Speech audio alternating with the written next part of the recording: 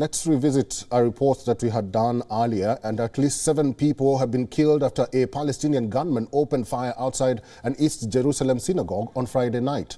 It's one of the deadliest attacks on Israelis in years. Police are calling it a terrorist incident, and it comes a day after Israel's deadly raid in West Bank. Prime Minister Benjamin Netanyahu visited the site of the shooting and said he will convene his security cabinet on Saturday night to discuss a further response.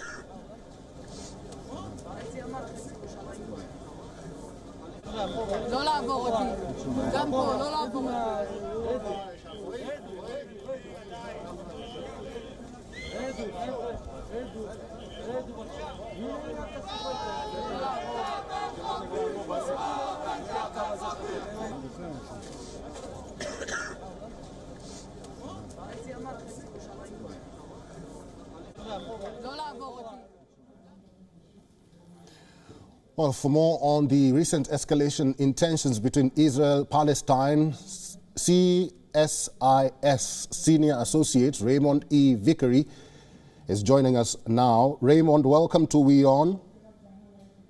Thanks for having me. Probably you can start by telling us, what's your view on this latest escalation in Israel? Well, it's perfectly deplorable to have people shot as they come out of temple. 7 people dead, but it's part of a spiraling escalation of violence. I think that Secretary Biden, of course, Secretary Blinken is going to be coming out to Egypt and then on to Israel and to Ramallah as well, starting on Sunday. Hopefully there can be some calming down. But one of the problems here is that you now have a very right-wing, even a very militant part of the Israeli government. While Netanyahu himself is a very reasonable guy in many ways, a very practical man, there are people now in his cabinet who are calling for arming civilians and taking law into their own hands. And of course, that is the last thing that this world needs after Russia's invasion of Ukraine and other steps of violence.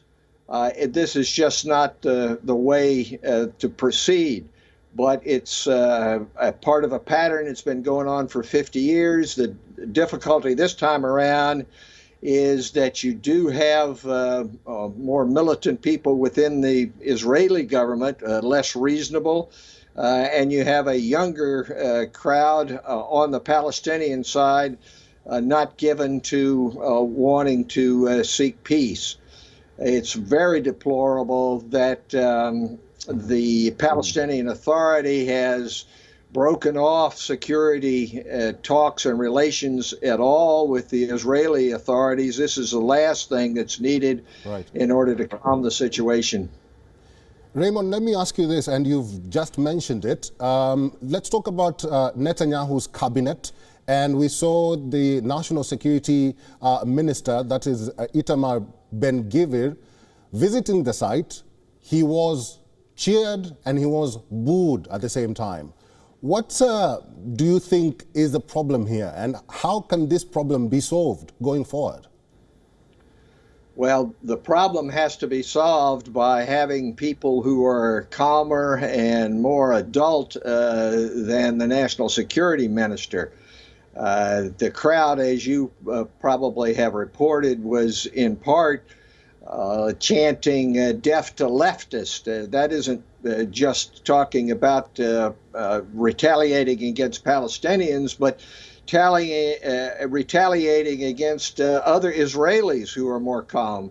So there needs to be a way in which Netanyahu has to be able to calm these people down and be able to move forward in a way which is more constructive. You know, peace is like war. It has to be waged. Unfortunately, we have in this country, in the past administration, sort of stepped back from that. With Secretary Blinken going and re-engaging, that's a good sign. but there needs to be goodwill from India. There needs to be a global view of the need to wage peace in these situations rather than let it spin out of control. Raymond, finally, there has not been any initial claim of responsibility following the attack. However, Hamas said the attack was connected with the Jenin raid and was a natural response. Islamic Jihad also praised the attack without claiming responsibility. What do they mean when they say a natural response? Well, it's just the old adage of an eye for an eye, a tooth for a tooth. Revenge, it's pure and simple in terms of human nature.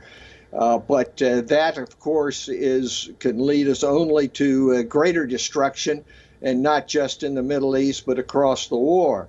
And so we have to be able to do a better job than we are. And of course, I think that this is the year that India, with the G20 and presidency of the Shanghai Cooperation Organization, can play an even greater role globally than it has in seeking to build peace in this world. All right, I've been talking to CSIS Senior Associate Raymond E. Vickery. Raymond, thank you very much for talking to WION today. Thank you very much. WION is now available in your country. Download the app now and get all the news on the move.